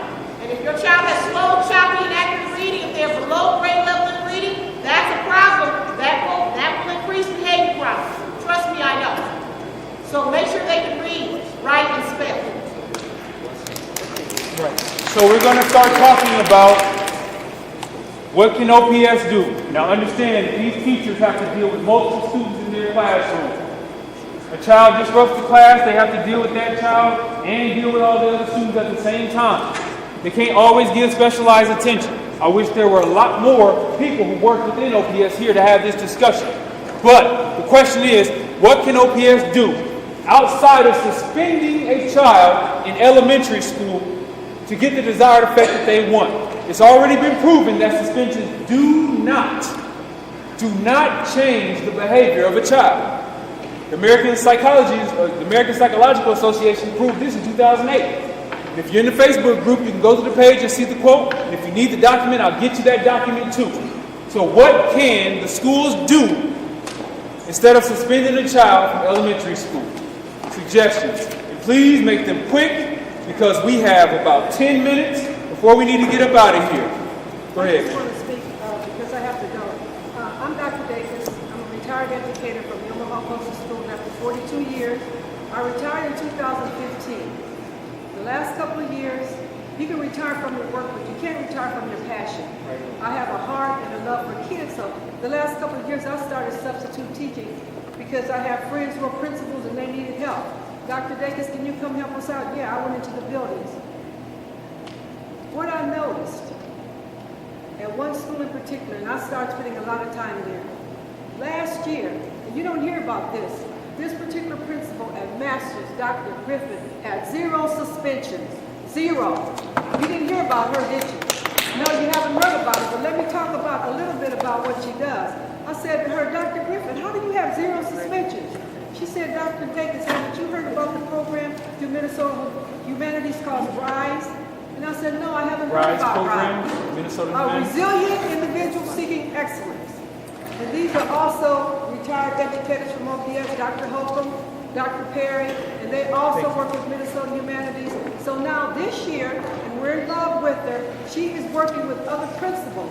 There are about 4, 5, or 6 of them. Every month we meet so they can pick her brain as to, what did you do, Dr. York? How did you get 0 suspensions? Well, part of what she did, she took the recess away. She said, we can teach kids, if they don't know how to read, we teach them how to read. If they don't know math, we teach them how to math. Teach them how to do math. But if they don't know how to behave, we punish them. We got to teach them. So during their recess time and part of their lunch time, because they have to eat lunch with her or her counselor, she teaches the behavior that's expected. Right on. So they have a curriculum where they teach the behavior. She said, I'm not putting my babies out of school. They need to be here. Some of them don't know how. So we're going to teach them how. So that's what she's doing. And she had 0 suspensions last year.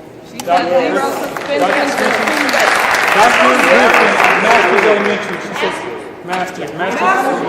Those children that are on the tier 3, which, you know, when you're talking about MTSSB, those children that are on the tier 3 that Dr. Dacus was talking about, they then teach other children how to behave. And it's beautiful to see. Peer mentorship among the children. So this is a program at Masters Elementary. Great solution. Thank you, Dr. Dacus. Thank you. Thank you for your service in the school system. We appreciate you guys. Yes. Well, it's 2 of y'all, so I'm pointing behind you. Make sure she can hear you. We were required to write, I would not talk during class or whatever the behavior was. Instead of getting out of the classroom, we just had to write that a certain amount of times. Chalkboard writing, old school. Thank you. Eraser clapping and everything, huh? Just real quick, I want to say, I think if OPS could make more programs for creative outlets to get children to channel their passions, that creative energy can help them deal with some of the ways they're feeling to avoid more behavioral issues. So, And then also mandated teacher training about the cultural differences. They can mandate that. So mandate the cultural competency and also helping children find their passion, is what she stated. Yes, ma'am.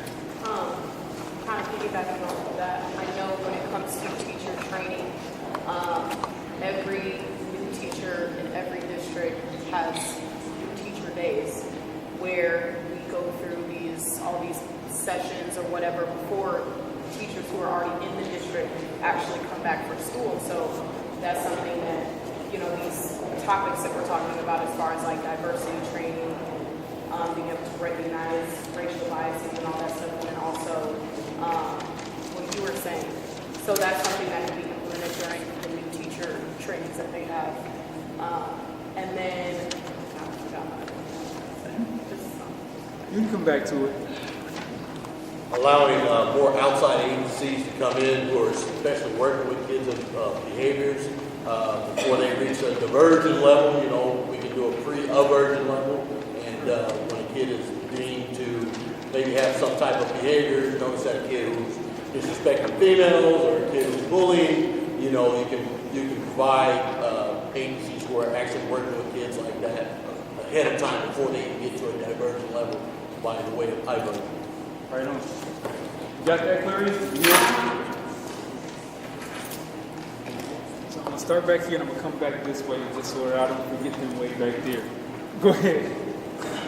One of the things I've always advocated for, and I'm glad that you mentioned the curriculum and how it should reflect our kids, one of the things that has to happen in the classroom is the instruction staff should also reflect our kids. There was a time when there was recruitment going on at HBCUs. And I realize we're going to pay the most money for OPS teachers first year, but we have to have teachers in our classrooms that reflect our children. Right now, it's about 90% white females in those classrooms that teach our kids. Not that I have anything against white females being in the classroom, but occasionally I like to see my right arm see somebody like me in that classroom teaching. And my grandson to have a black man in the classroom and not as security or not as a disciplinary staff, but someone who's in that classroom. So I'd really like to know. And come to the school board so we can have this conversation. We did there this week. Come to the school board and have a conversation about what we are doing to recruit. And it doesn't have to be from UNO, UNL, Nebraska, because we went outside Nebraska to recruit this new superintendent. So we can go outside Nebraska to recruit black teachers. Now, with that being said, we do need to attend more board meetings. If you can attend more board meetings. And so make sure you sign up in the back and check that you want to get involved, because that'll be part of the planning process. People will need to go to board meetings. People will need to take notes. We need to be able to do it all. Duane, we're going to move this way. Something I think the schools and teachers need to evaluate is what we are expecting of our children. Are we expecting them to learn, or are we expecting them to be obedient? Because when you are expecting the child to be obedient and to sit still when I tell you to sit still, do this when I tell you to do it, are they learning? That's my question. I made you a good point. That's a good point. Now, let me remind everyone in your comments, we are talking about elementary school students being suspended disproportionately. Not only do they don't have the ability to discern what a suspension really means for them. They don't know what that means. And some teachers, that's the only weapon that they have is a referral. They can't deal with all of the things that go on in the classroom at once. So we need to think about that when we're coming up with these solutions.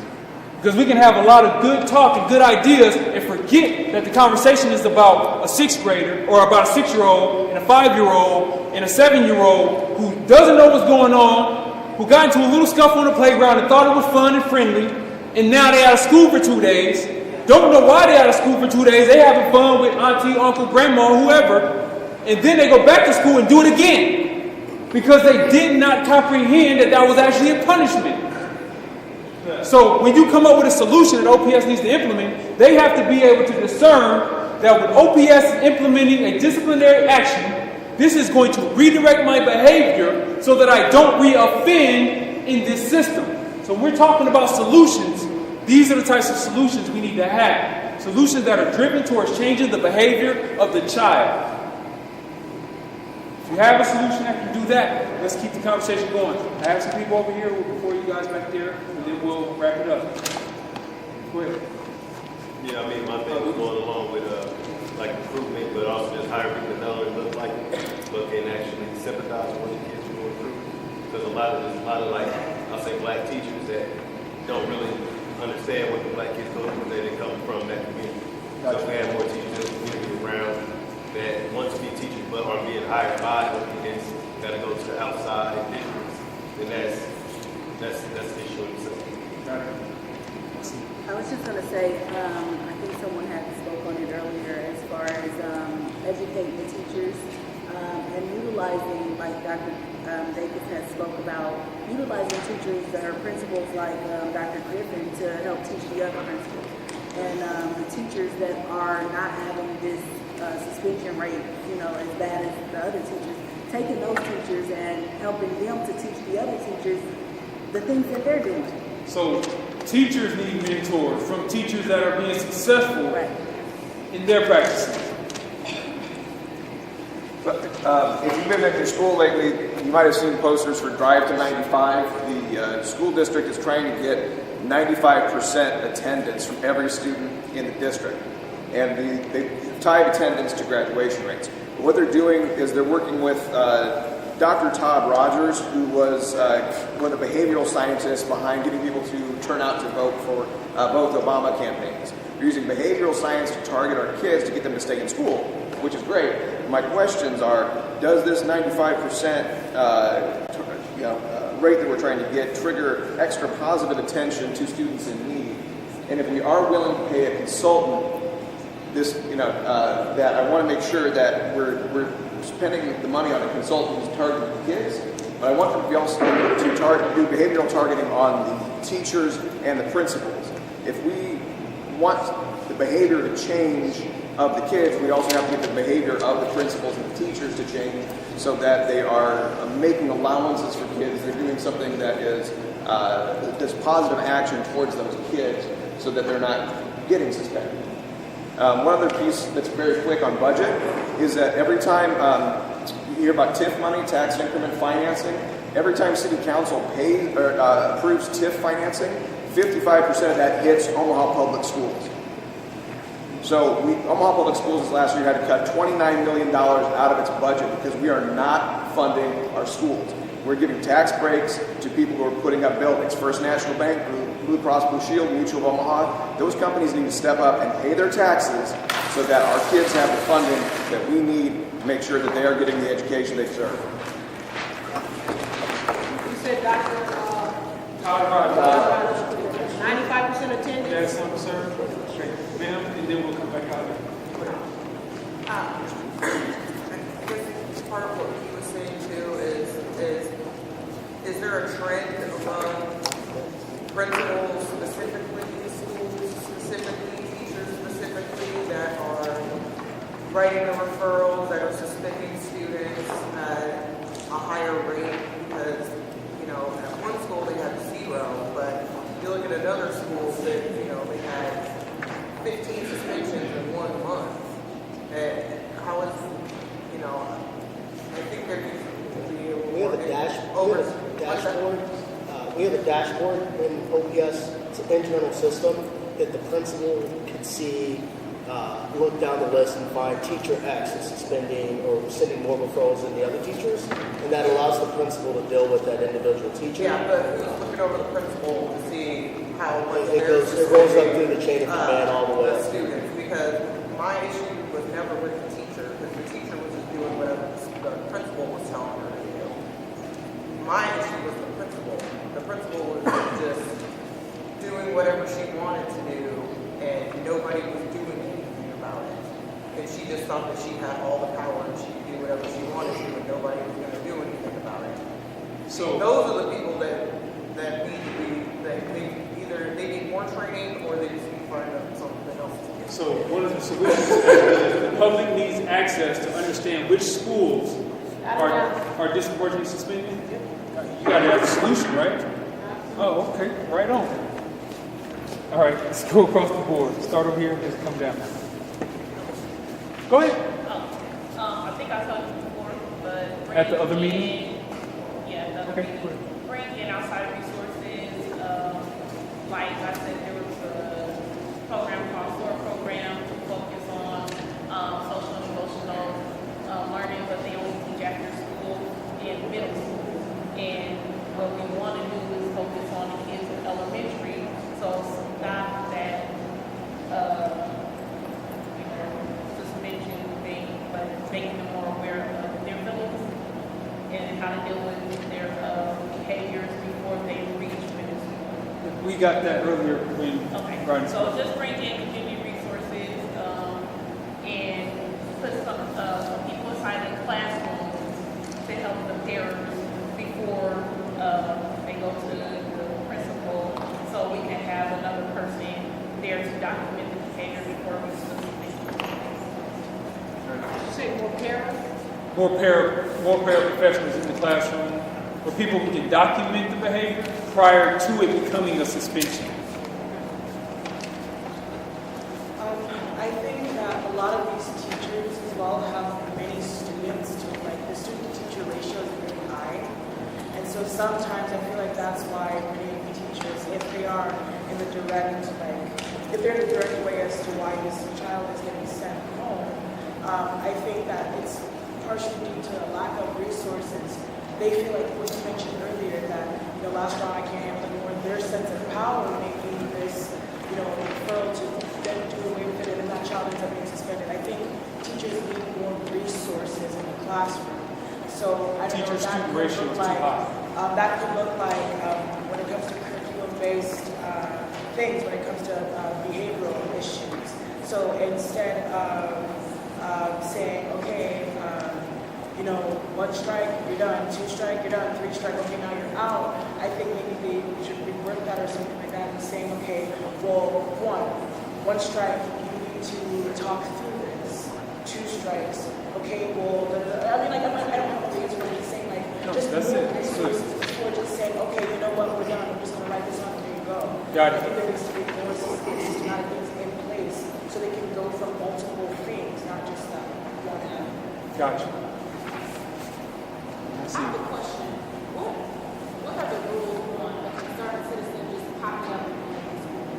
Because the environment of the school oftentimes is very different than when I went to school. I didn't go to a school in Wisconsin and it was in the suburbs, but it was very warm, it was very traditional, it was a different environment. So what are the rules on just a concerned citizen popping up at a school? To kind of keep building and people aware that, hey, we're watching. For whatever reason, we're watching. Because I think that's going to be long run, that's going to be very important that we have more or less first-hand accounts of what you see when you go into a lunchroom. Is it chaotic? Are the kids running all over the place? Allow more outside communities in the school to observe. Is it an environment that would say, you know what, I'm going to knock this child out tomorrow? Or is it something that would say, you know what, I'm going to go tell Miss Martin what's going on because I know she's done it. Or is it, you can't touch me? You step back 10 feet. These are babies. If you tell a child, if I tell my 4-year-old niece you can't touch me, she's going to be looking at me like, Titi, are you okay? Do we need a Band-Aid? So she's 4. So from that standpoint, is it more traditional? And I understand I'm not encouraging anything inappropriate by any means. But is the environment the same at this school versus on 156 at a standing point? Do the walls, are they bright in color, or is it more kind of dim? Are the lights bright? All this is research, but we need to kind of make sure that all the schools look the same. But what are our rules? As I know I'm a taxpayer, but do I have to make an appointment, or is it? Because I think if there was a lot of pop-ups at these private schools, I bet you they would lead to that. You would typically, your best bet is to send an email to the principal to schedule a tour, visit, because typically if you show up and the principal's not there, then there's nobody to give you an official tour, just so they know there's somebody there. But you can go to any school and want a tour and see how the school is. 90% of the time, there's a counselor or principal available to give you like a good 15, 20-minute tour. And if you want something in depth, you know, I haven't encountered a principal that has not wanted to allow someone into the school to visit. Yeah, so every principal is going to let you in. It's just, what do you want to see? Do you want to see a program? Do you want to see kids during lunch? Do you want to volunteer? We have people, Kellum Elementary, they have their, started like a grandmother program, but they actually have people that come in during lunch in the community and they eat lunch with kids. So ladies and gentlemen, we have to wrap up. We have to be out of this building. So I'm going to take a couple more suggestions. Please limit them to 1 or 2 sentences. It's not hard to just drop the solution so that we can get it on the board and make sure you sign in. You also have in your paperwork a complaint form. If you feel your child is being racially discriminated against or harassed by OPS, fill out that form and turn it in. Without a paper trail, we have no evidence that this is a real issue.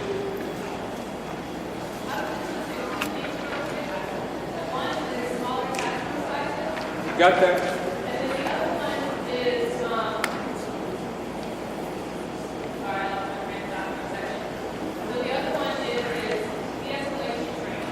De-escalation training. I want to piggyback on idea of equitable hiring practices to have better diversity amongst OPS staff, and also on mental health concerns by saying that I think that there should be within buildings homegrown brown-skinned individuals, multilingual or bilingual individuals who students can connect with and relate to for mental health and wellness support. We don't have that within just having guidance counselors or what's called a counselor in the school building does not count as like for dealing with a lot of the trauma, the socio-emotional needs that students have, the baggage they are bringing. We need to have a well trauma-informed, trauma-based, socio-emotional skill building team that even is from the community, Black professional counselors, therapists. We got that. We got it. Go ahead.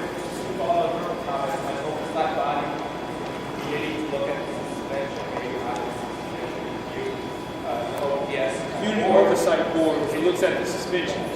Community-based oversight that looks at the suspension risk.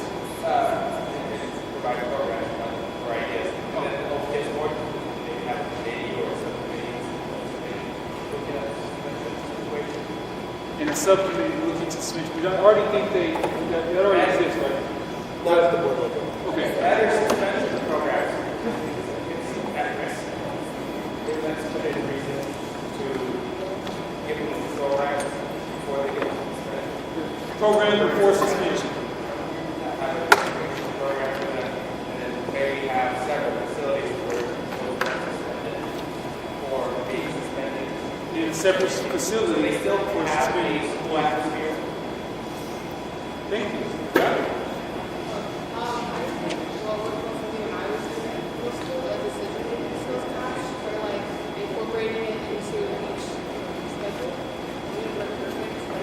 Decision-making skills class? And getting them to understand at a young age that you can start a problem.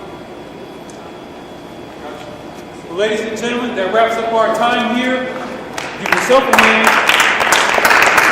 If you signed in the back and you check Get Involved, you will be notified of the next meeting and the next action steps. Again, thank you guys for your concern. This is a real important issue, and I appreciate all of you guys for caring about our community so much.